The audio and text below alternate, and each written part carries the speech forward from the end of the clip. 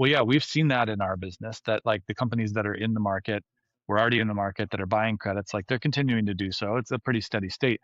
But what doesn't show up in the data is these, and doesn't always get announced in press releases, are like major offtakes and forward commitments that companies are making. Some of them which are starting to procure credits now, but they're banking the credits for later. And that doesn't show up in the data. And so I know like that's a fact for Mm. our business. And I'm sure it's a fact for other large developers that are selling credits today that are being transacted and the buyers are just holding them. So I think what you'll see is like, to me, that gives me more hope that there is that nearer term demand and that companies aren't just going to, wait till 2034 and say, okay, now it's time.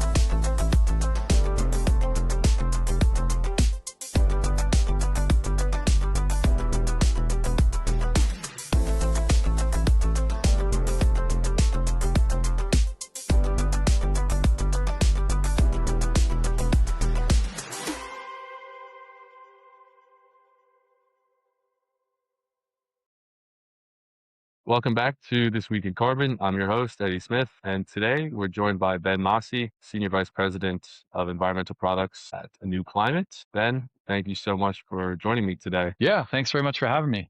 Pleasure to be here. Yeah, so I think to get things started and to get yourself familiar with the audience, it'd be great if you could tell us about your background and career journey, what kind of led you to pursue this space, and then kind of leading up to what you're focused on now at Anew. Sure. Yeah, happy to do that. So, yeah, I work for Anew Climate as the Senior Vice President of Environmental Products. So my team's responsible for the marketing and sale of carbon credits, essentially carbon credits and removals from our whole portfolio of projects, right? And so that spans global voluntary projects, compliance projects, but we spend most of our time doing work in the voluntary market and selling voluntary credits. I found my way here just after being involved in carbon markets from about 2010 on, and so I started work with a global energy company, helping to form the group that was going to buy carbon credits within that company because,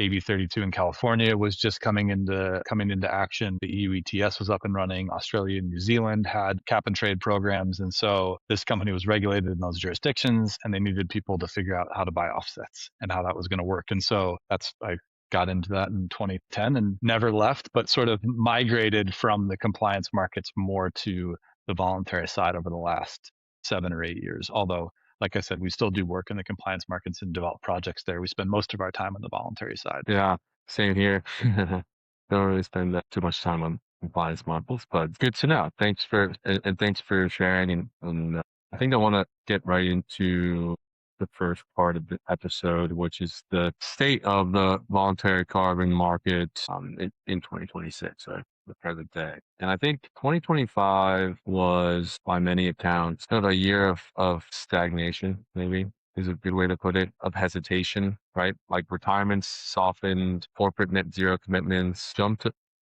quite significantly in certain regions of the world. It's been turbulent, obviously, in the US and in North America. But from your standpoint at Anew, like what does that look like in practice, right? With regards to the market as it stands today from your work. Yeah, thanks. And I realized also I didn't give like I should give a little bit more of a background on Anew because that'll help inform, some of my answers. Sure. And so I didn't totally cover that. So Anew is the largest developer of these environmental instruments in North America, right? And so I mentioned carbon credits and removals, which we are very active in the US and now starting to broaden out internationally. But we also have a very large renewable natural gas and biogas business in North America. And so we supply a little over 20% of the RNG to the US transportation fuel market. So we're a big marketer of those types of instruments. So we're involved in, you can kind of think of our business in two main segments, renewable gas and carbon, right? We also do EX, we also do RECs, right? We've worked on plastic credits. So we do all sorts of different environmental commodities, but the main two pieces are RNG and our carbon business. And so that is primarily the US and Canada. But we also have a few folks in Europe, in Spain, that work on our carbon desk. We have a biogas business in Germany that has a number of employees now. And we just announced within the last few weeks that we're opening an office in Singapore. So we were talking earlier about the expanding internationally and sort of the Asian markets and some of the things going on there. So we've recognized that also and are opening an office there so we can have better coverage of globally. But I guess to your question also on on how we viewed the market today and where we came from in 2025. There's a lot of positivity in the market, mainly around the corporate commitments, right? Corporate net zero commitments. Those are on the rise and they continue to be on the rise. And so the reason that that's positive, obviously for the climate, it's quite positive, but also for our business and for people in our world, it's positive because that's fundamental demand for our products, right? That is like natural demand for carbon, for RECs, for renewable natural gas, for these environmental solutions, because most companies are not going to get to net zero by reducing their emissions to zero, right? It's not happening, especially in the more heavily emitting industries. And so we view that as super positive because companies that are opting into these net zero commitments are going to need our products and services coming up in the very near term and long term. So it's like it's sort of a near and a long term demand driver, which is fantastic. Yeah, definitely. Yeah. And I think there have been a lot of mixed views on like the long-term demand drivers. Obviously, you have the voluntary corporate quasi-regulatory bodies like SBTI, and then you have the claims kind of integrity body, VCMI, and then we're seeing the supply on the supply side, the ICVCM, a lot of moving parts within the market. Everyone talks about in the last 2 years, 3 years, like a flight to quality, right? I think that's what kind of caused the stagnation, the sell off in like 2020, 2021. That kind of, everyone knows the Guardian article and the kind of criticism that the market attracted, right, from the outside. So I'd love to ask about that, what I just mentioned, right? The flight to quality with high integrity credits commanding premiums, right? Is that something that you've seen materially affect your customers in the last few years? And like, how do you approach this conversation around quality, right? Integrity? Like, it's pretty vague. I mean, they're Yeah. big words in specific place. That mean a lot of different things to a lot of different people and companies, right? And so that's the big thing. But look, yeah, I mean, when the market really took a step back and when buyers took a step back and this sort of stagnation started a couple years ago, we looked at our company, at our business, and we said, like, what's the problem here and what can we control, right?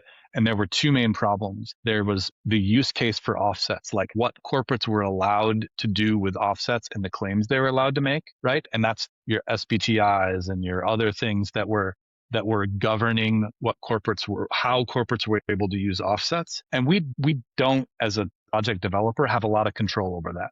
We can be part of industry organizations. Of course, we comment when they come out with rules and or propose guidance, right? But we don't have a whole lot of influence over those framework making organizations, right?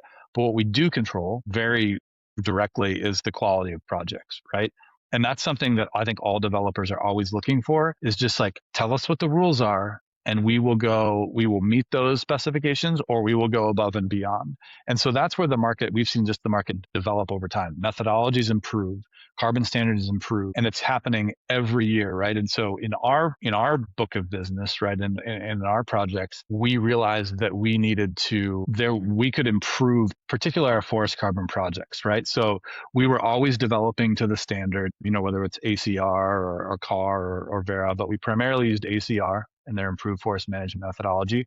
And to address some of the criticisms of the broader forest carbon industry and broader forest carbon market, not necessarily our US IFM credits, but more broadly just around like baselines and the crediting that went along with them, dynamic baselines were already sort of starting to happen.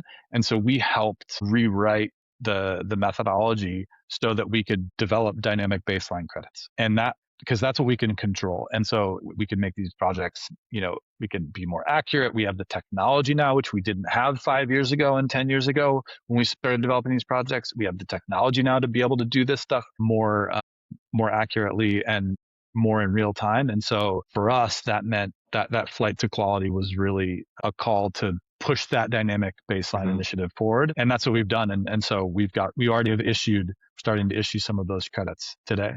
Yeah, that's really interesting. So is it more of, sort of this hearing what your customers are saying and like, because obviously depending on the sophistication of the client, right, the amount of sort of questions or the kind of this particular angle of demand, right, for this particular aspect of a project, it can get pretty narrow and specific. So like, did that kind of flight to quality, as I put it, drive from, okay, this is what our clients want?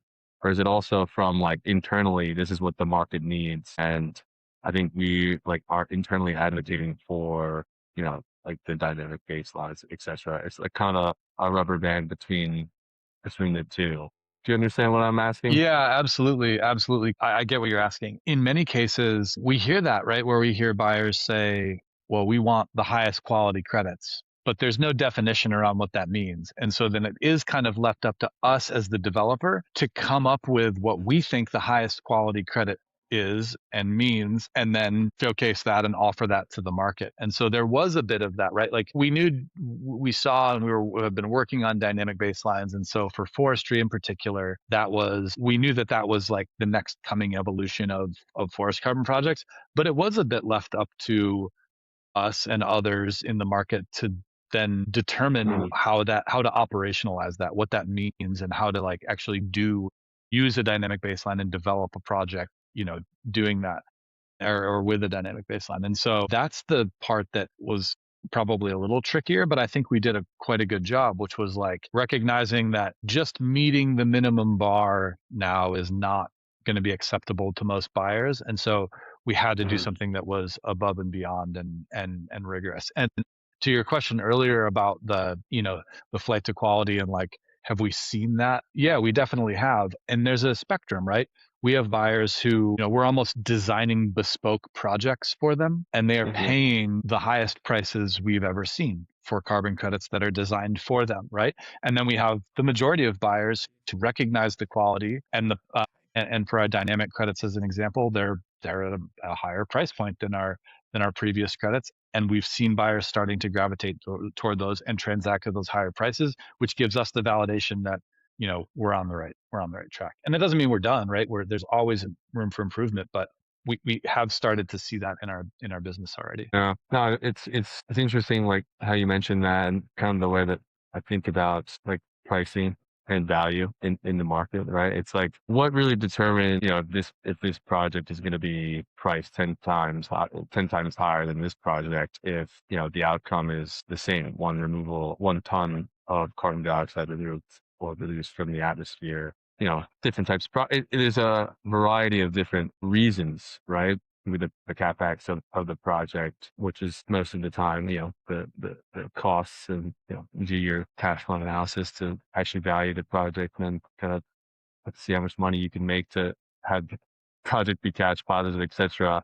Um, that there's also the supply and demand aspect. Like, what do you think buyers are most concerned about with regards to like price? Like if they ask, oh, like why is this project priced at this level and this one is at this level? Or like why is the project that is really bespoke to me as the client priced super high? Right? It's almost like an art market, as you can kind of put it, you know? Yeah, yeah, I know what you're asking, and the answer is typically because the more requirements the buyers have and the more criteria or thresholds or levels we have to meet to develop a project that's, high quality in their eyes, the harder it is for us and the more expensive it is for us. And the more expensive and harder it is for the project owner. Because in most cases, we're not the project owner, right? It's a land, like when we talk about forestry credits, there's a landowner behind us who is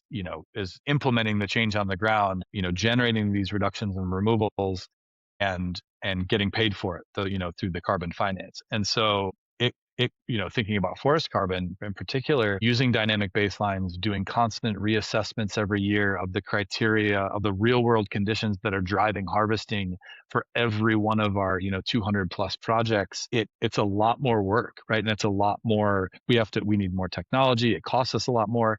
And importantly, there's also a lot more uncertainty for a landowner, right? In the original projects where there was a static baseline, you had a pretty good idea of the carbon credit generation, what the carbon credit generation would be, and the volumes would be over the course of the project because the baseline was static, and barring some like natural disaster or intense, harvesting reversal or something, which we haven't seen happen, you knew the credit generation of the project. And so you could figure out what the cash flow was going to be, assuming the market was there for the landowner. But with dynamic baselines, that volatility, it introduces volatility, right? It introduces uncertainty every year because the crediting on the project can change based on what's happening in the neighboring properties and in the regions and like forests and like landowner types. And so to get the landowner to opt into that, they need a higher price if they don't know if they're going to potentially have fewer credits and if they don't know what when those credits are going to come. So it's a combination of sort of expense of the project and that uncertainty that it takes, from a forest carbon perspective anyway, to get those landowners to commit and to develop the projects. Yeah, and certainly the more kind of comprehensive and narrow the requirements are for the project, the more unique and rare they are. Therefore, the more demand, therefore the higher price, right? Like if a buyer comes to us and says, we want A-rated project in Colombia that's VM47, that's this and that and this and that, there's probably one project that meets all those criteria. And because it meets all those criteria and specifications, it's priced at X level versus all these other ones that may not have all those criteria, but are priced at Y. Right? I think Exactly. yeah. And It's an it interesting goes. pricing dynamic in this market. It's very interesting. It is, and just one more point on that. For those projects where we're developing them, in coordination with the buyer, right? A lot of those requests are very specific and they impact the value of the project. So take a forestry project, for Yeah. example. We've had buyers require as part of their purchase, they want a permanent conservation easement, a perpetual conservation easement put on the forest. Well, that changes the value of the underlying asset, right? And so the buyer has to be willing to pay for that in the carbon. Just like, we've been asked to guarantee permanence for 100 years or more for forest carbon projects. We have mechanisms to do Mm, that now, but that costs more money. And so like it's things like that can drive up the price. But that doesn't mean that the credits that we're what I don't want, how I don't want that to come off is like the credits that we're developing that are just, the everyday projects that are now dynamic baselines. I mean, they're obviously quite high quality, and it's just adding those bells and whistles that can, even increase the price more. yeah, no, 100%, right? And I think a prime example of that and a good, segue is ratings agencies and kind of the impact it's had on the market, right? They've gone from novelty to sort of a gatekeeper, and it's been very interesting to see how much project ratings has impacted pricing as well as demand, right? So I'd love to get your thoughts on this, and as a seller, like as in your position, like how much does a rating now dictate whether this project clears maybe this price or if it's this client's appetite or not, right? Because from our perspective, we're seeing much, much more demand for high rated projects from Zero, Calyx, and Solera, etc., versus those that do not have a rating. And that's an expense for the project developer, and it's not a Yeah. cheap one either. So No. that kind of plays into what we were just talking about. But maybe if you could touch on this aspect. Yeah, absolutely. It is an added expense, and it isn't cheap.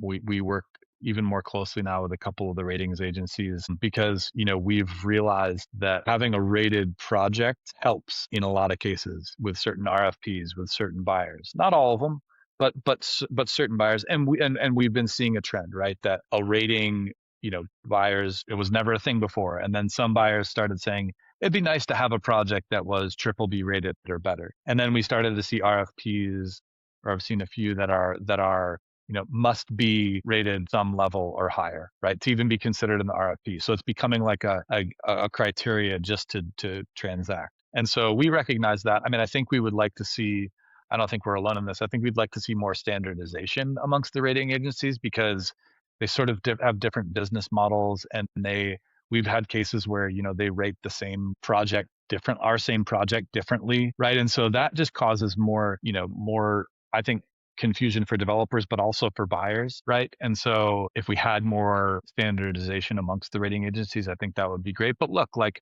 we recognize their value, we recognize their place in the market, we recognize that they've become, trusted advisors to some of the buyers. And so, and in general, the more that we've engaged with them and the deeper we've engaged with them, the more confidence we've had in their work. And so our projects are starting to, I think, be rated accordingly. And we hope that'll continue, right? Like, we're working with them to get our projects rated because we want the highest quality rating we can get. And that comes through a deeper level of engagement versus just, letting them rate our credits off of publicly available information. Yeah. Yeah. No, it's definitely, I mean, stirred up a few areas of debate over the past few years. I had with colleague when she was, said the same thing basically. How kind of the goalposts maybe shifting a bit too much, right? Because the developer just wants to know, okay, here are the rules. We're going to follow these rules to achieve this outcome. And if those rules kind of keep shifting, it's very difficult to navigate, but it does kind of have the effect of like, okay, here's the minimum standard bar. And now this is kind of an incentive for developers maybe to compete to achieve like the highest standard. They Yeah. can be down here, that they can be down here, but this is a kind of voluntary incentive to maybe to. Yeah, yeah, exactly. And if we have, if we had a commoditized voluntary market where the buyers all agreed what a high quality credit was, and everyone could just develop to that level, then we wouldn't need the rating agencies, right? Because Hmm. we just have that understanding and that transparency. Because we don't have that, that's where the rating agencies stepped in Hmm. to provide that sort of quality bar, right? And to try to be a transparent system. But to your point just a moment ago when my colleague Lizzie was talking about this, if the rating agencies have different goalposts, then that starts to defeat the purpose of having that uniform definition of quality, right? And so, but we think it's getting better. Yeah. We think it's trending in the right direction. And so, we're happy to keep engaging with them and and working alongside Hmm. them. Yeah. No, I think you made a good point. Like there's some significant challenges, like fundamental challenges in the market. I think one of them being is how different each project is, right? Is how you're going to standardize one project category where each, this every ARR project in all these different geographies looks very different. And it's very like quantitatively almost impossible to standardize, right? Like to aggregate them all and kind of throw them into this one bucket. Like a mortgage-backed security, it's not in the climate world. It's doesn't pan out too well. So and that's one of the reasons why I think we don't have like a standardized futures contracts that are liquid, right? I think Right. like Yeah. in a commodity market, you have liquid futures contracts that drive pricing levels, and buyers pay for the lowest price of that commodity for the highest value. But in this market, buyers maybe are a little skeptical about a lowest price because of that kind of quality, but it's a reputational Yes. aspect, right? And maybe we could touch on this. Like that's the number one thing for any voluntary liar. It's like their reputation. How are they going to get hit with a lawsuit in a few years? Like they've seen many major companies have happened here in the past, right? You've Sure. seen Delta and Apple, and these are voluntary commitments and voluntary capital. This is not something that a lot of these U.S. corporates are required to do. Right. So I think it is and this is like one of the big paradoxes in the market for people that are like championing climate. It's like, okay, let's like kind of stop criticizing the folks that are actually doing something about it versus all these folks here that are doing nothing, right? It's like we're going to criticize the only Yep. ones doing voluntary, great voluntary work, right? Yeah. Yeah, it's crazy. I mean, that we don't have to spend too much time on it because I think there's broad agreement in the market that that is a main problem and a paradox, as you suggest, right? Like that we're bashing these companies who are trying to do something versus these, the majority of companies that are trying to do nothing. And a lot of the data is starting to show that the companies that are trying to do something are decarbonizing faster, right? Like we've all Yeah. seen this, a couple of those reports, right? That it's like if they're doing voluntary offsetting and voluntary, using carbon markets, like they're also decarbonizing faster. So don't we want that? Like, isn't that something we Mm-hmm. should be promoting versus pushing back on? So yeah, I mean, I think Yeah. that's a whole big issue in and of itself, Yeah. but it's but Well, yeah, it is a challenge. the reason why I mentioned kind of the reputation risk is I think that's one of the core reasons for all of these other specific criterias and solutions like ratings and like having like emerging, right? Like to mitigate the reputational risk, right? Like a lot of the supply side integrity evolution has been to to mitigate the buyer's risk. And but I'll just leave it there because we can we can get into that for the next few hours. But I think that kind of just ties back to what we were talking about before with quality and the ratings and just kind of state of the market, right? At the end of the Yeah, day, we need to make the buyer needs to be able to buy and walk away without having that kind of reputational risk still there. exactly, and it ties into where I think you were going to go, which is like we or it ties back to the two fundamental problems that we identified, right? It's like the frameworks that exist under which buyers can use credits, the use case for the credits, and then the credit quality. So like we work to address the credit quality, like we already talked about, Yeah. but then it's these frameworks that allow them to safely make claims and safely use carbon credits, right? And so that's where we have less influence, but where the buyers and the corporates need the most help. And so SBTI is is front and center right there, right? Yeah. With giving corporates the ability to give corporates safe harbor, a use case for using offsets and Yeah. and uh, and other environmental instruments to help on their journey to net zero and the rapid decarbonization that they've got to achieve. So like that's really where in absence of federal or international policy that sets that Mhm. sets offsetting or net zero frameworks and targets, like we do rely on these other, and the corporates rely on these other frameworks like SBTI and others Mhm. to help them, right, help give them cover. Yeah, yeah, 100%. And that's a great segue into the recent SBCI version 2.0 update on June 11th, which was like six days ago. And that's now been the centerpiece for the market, right? Well, the centerpiece has been the new kind of ongoing emissions responsibility program. And maybe I should ask you instead of me instead of me clarifying.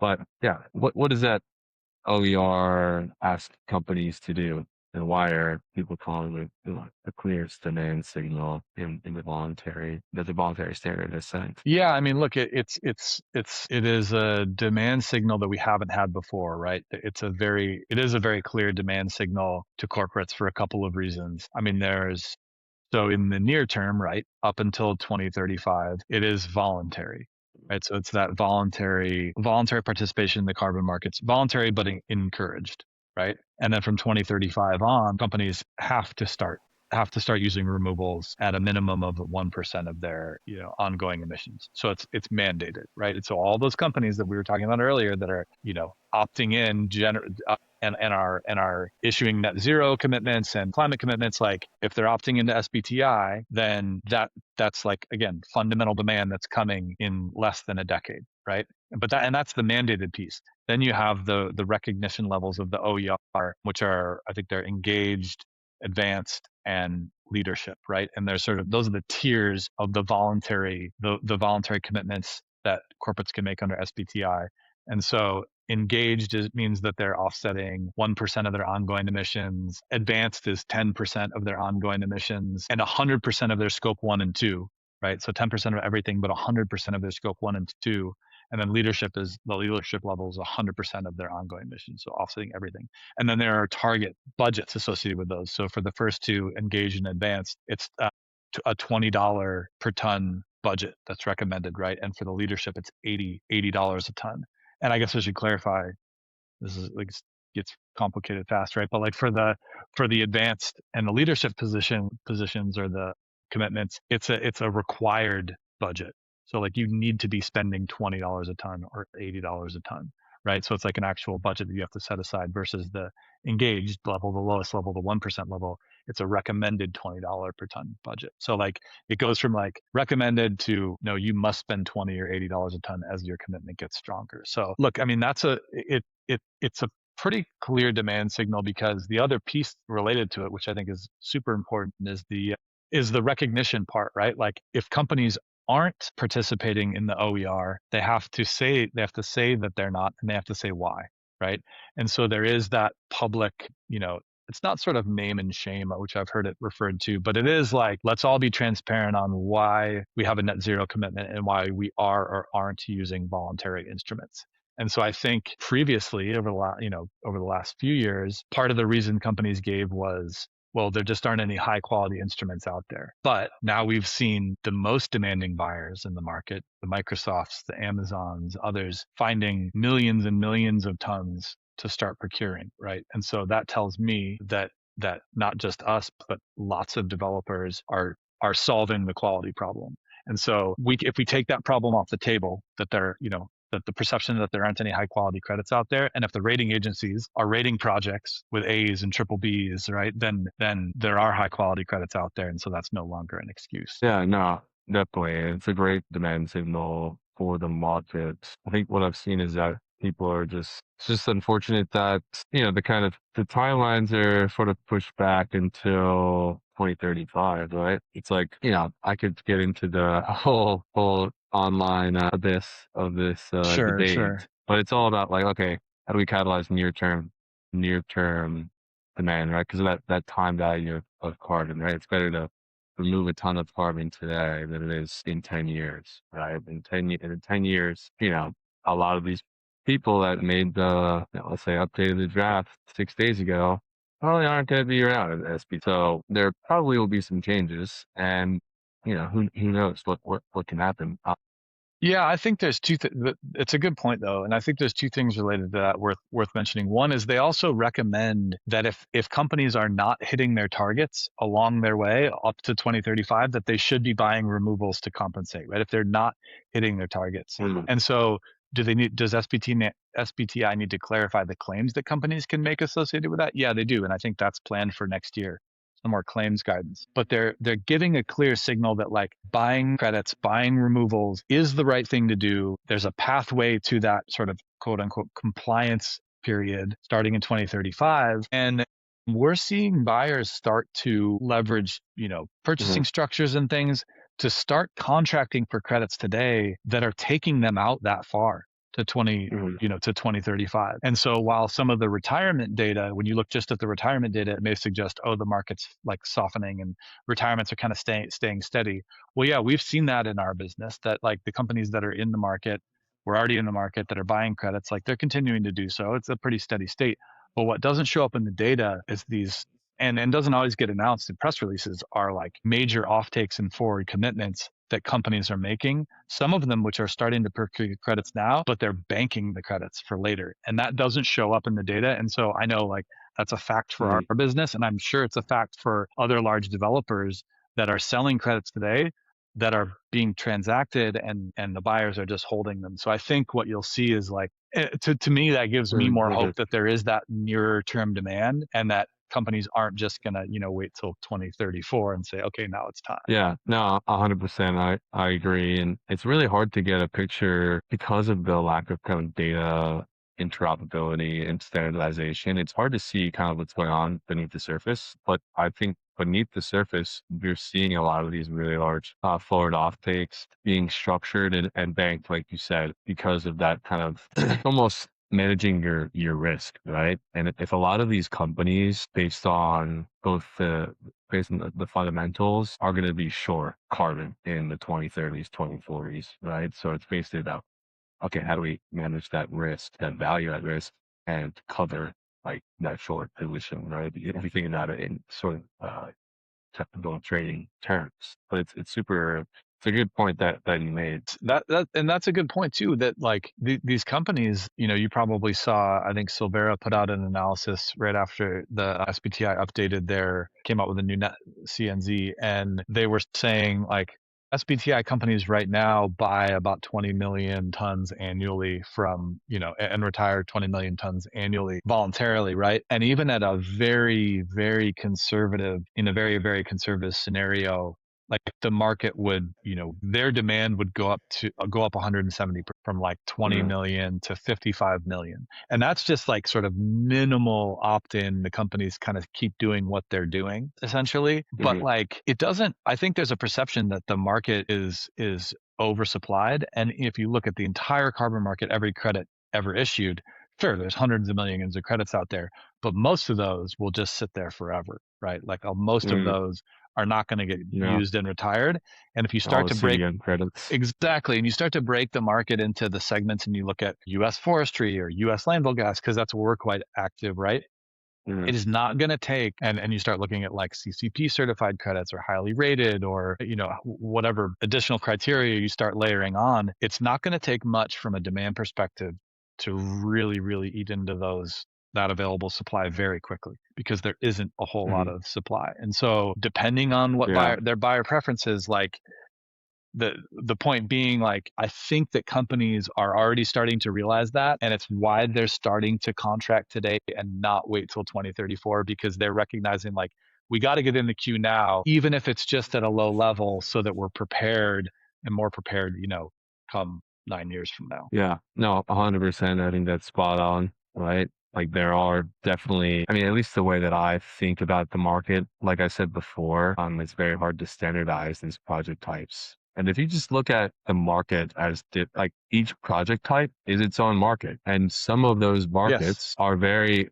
undersupplied and over demand. And other project types are very oversupplied and under demand, right? Like, look at Red Plus, right? That's one example, oversupply, under demand. sure. Look at, the M47, low supply, high demand. And you could just see that from the economics, from the supply demand fundamentals. And I think you're spot on with that, because in a lot of these, and depending on the project type, for example, biochar is much more bankable type of economically feasible project for corporates because of the utilities that it has, versus some other project types maybe don't have as much of as good of an economic staff as biochar, right? To kind of further asset valuation, for example. And I think a prime example of this, and I want to kind of pivot into maybe touching on sort of insetting and value chain reductions, because I think it's having quite a moment. And I think this does play into these project types like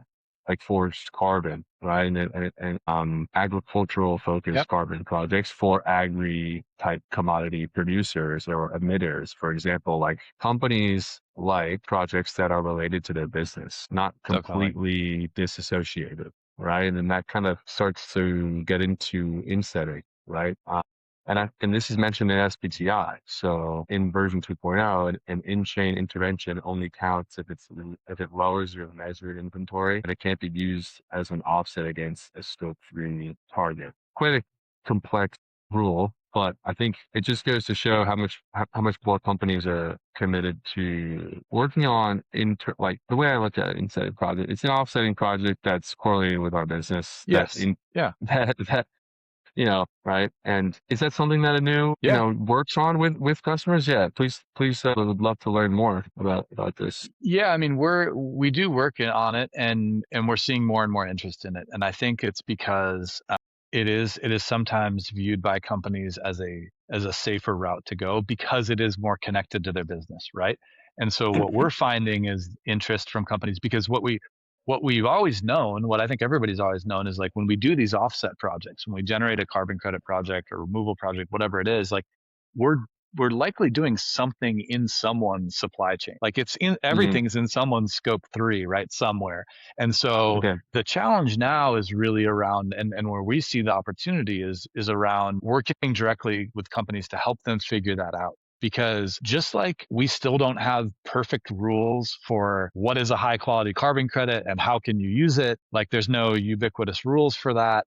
Like in value chain and in setting, I think is even a step behind that, right? Those rules are in the formulation stage right now, but we see more interest from companies that are willing to kind of go it alone, if you will, and say, company A, I know my business, I know my supply chains, And so if you, Anu, can Mhm. help me do a project on that farm or in that forest, I know that that's connected to my business. I don't really care if some third party organization doesn't count it or treat it exactly that way. Like I know for a fact it's in my supply chain. So I'm going to count that as an inset, or I'm going to count that as an in value chain reduction.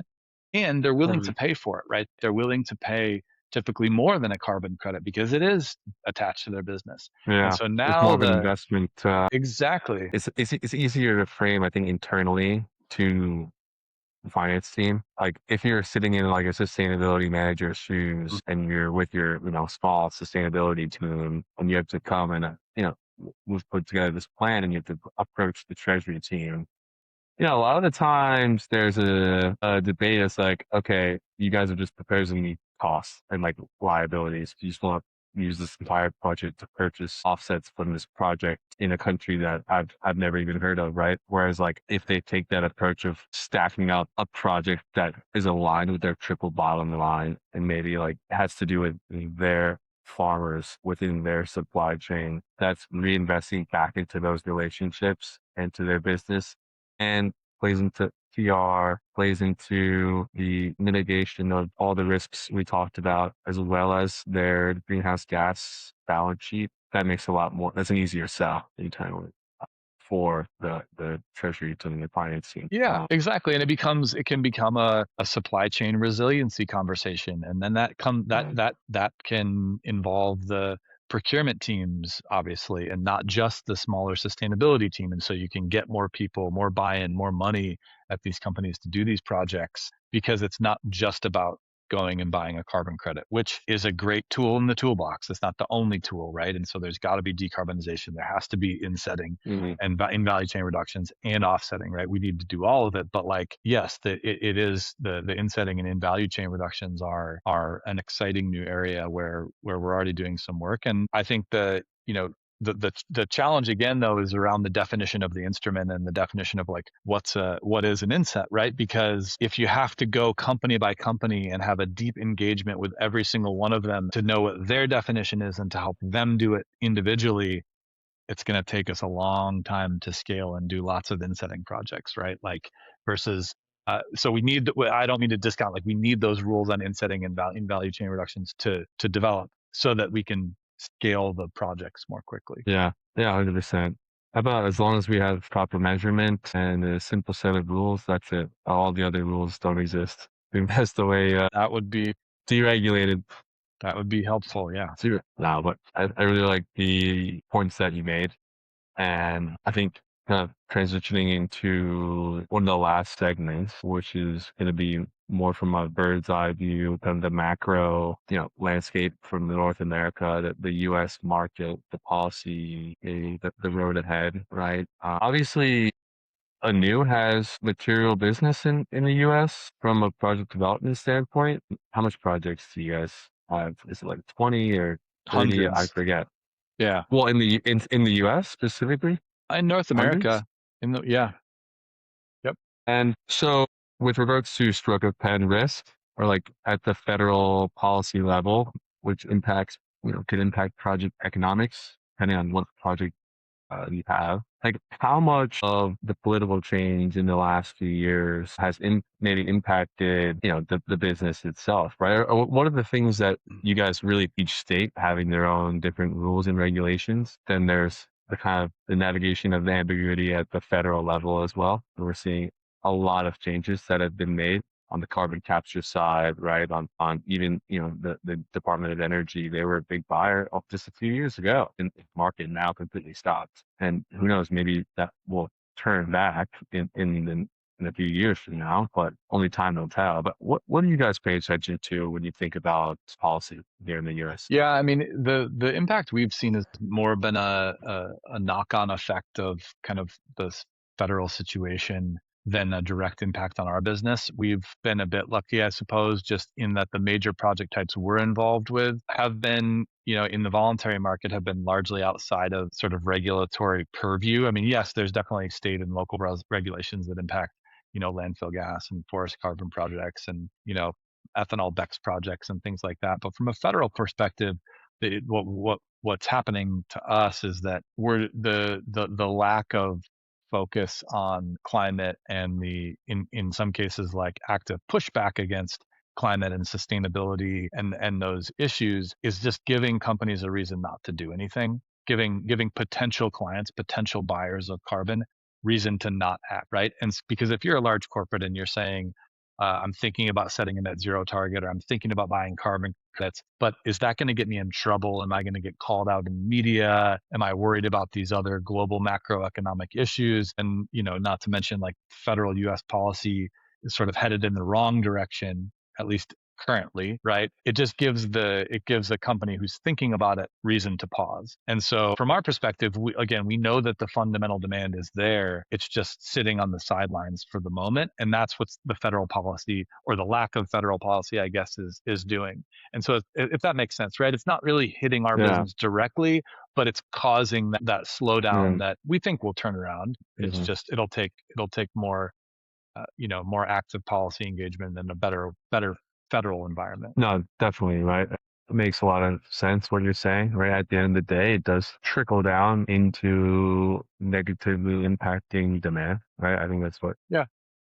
in summary is kind of what you said for folks that don't really need to act because there's no real pressure, right? There's no real of even like a stick and carrot, let alone just a stick. But I think it is interesting though, even with the political changes and the kind of uncertainty and ambiguity of federal policy in the US, we have seen in the last 2 years the biggest buying spree ever, right? For example, from like a Microsoft, from the private sector in the Yeah. US. A lot of these. So we've actually seen, so maybe for new buyers, it's maybe making their appetite less so potentially. But at the same time, we've kind of seen the private sector double down almost on their voluntary commitments and their capital commitments, right? Like with the Symbiosis Coalition. I mean, certainly it seems that way for big tech and a Yep. lot of these, you know, basically the most profitable companies in the world, Microsoft, Google, Meta, even a lot of the big banks, like both Yeah. private banks, JP Morgan, Goldman Yep. Sachs, playing a role investing in these in natural capital on behalf of clients and other companies. So I do think there's sort of a correlation maybe between the private sector and public sector, kind of an inverse relationship. When policy fails, it looks like the private sector is doubling Yeah, down. it's a good point. We saw that during the first Trump administration a bit, because we were still working on this stuff then. And I think what we're also seeing though is I think that's probably partially true. The companies who are truly committed and are really in this for the right reasons, like they are doubling down and they are doing more because they realize that, we don't have time to waste when it comes to climate. But I also think there's, to be honest, there's a license to operate issue there too with these companies, particularly big tech. When you come out and you make some really large, really ambitious climate change statements, and then your core business trajectory shifts, and AI and data centers now become like the most important thing to you, and because of that, your emissions start rising rapidly. Yet you have these net zero, these aggressive, these really great climate commitments. There's a real dichotomy there, right? And so these companies need and are showing like that they need to engage the markets and buy carbon credits and removals and invest in these projects long term, because Right. even though there's nothing federally there supporting them, and maybe they're pushing back against some of that, in a way, it's also that like they've made these commitments and their emissions are headed in the wrong direction, right? At least right now. And so that is Yeah. spurring, as you mentioned, some of the biggest buying. And that's Microsoft, who's a client of ours, and the other tech buyers, and you mentioned JP Morgan, who's a client of ours. Like some of the biggest buyers are they've got these great commitments, and they're backing them up with the aggressive buying to help in their overall decarbonization strategy. Yeah. Yeah. No, that's spot on. And I think you had a really good perspective and unique seat, like working with those folks at an organization like you that's been in the market for a long time, a good reputation. So yeah, I mean, where can if folks want to follow, your work, Anew's work, what should our audience be watching for in the next 12 months? Any information that you can share on? Yeah, yeah. I mean, look, always happy to follow up with anyone who's interested and chat about this stuff and talk about our projects. I mean, the easiest thing to do, we've got a newsletter that's available on our website that you can follow, that you can sign up for. We'll send out updates, market updates. We'll send up news or send out news updates like on SBTI. We had a pretty quick update after that new corporate net zero came out. So like from an information perspective, that's the best way. We host a number of webinars. We attend the main carbon and sustainability conferences. So you can find us there. And then yeah, I mean, look, we're working on cool new stuff. Like I mentioned, we're opening an office in Singapore, so you'll see more from us internationally related to Article 6 credits and stuff like that. And yeah, look, it's overall, despite some of the headwinds, like there's some really interesting and exciting stuff happening like I mentioned, and some unique structures that companies are using to start to procure credits now.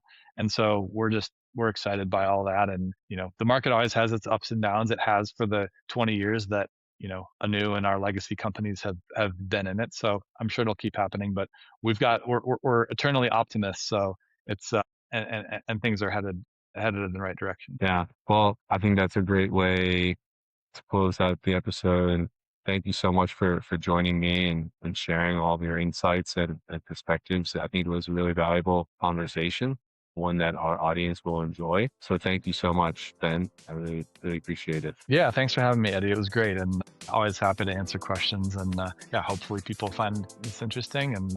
But yeah, we'll find out. Thanks Yeah, again. of course. And thanks to our audience for tuning in, and definitely catch this episode next week.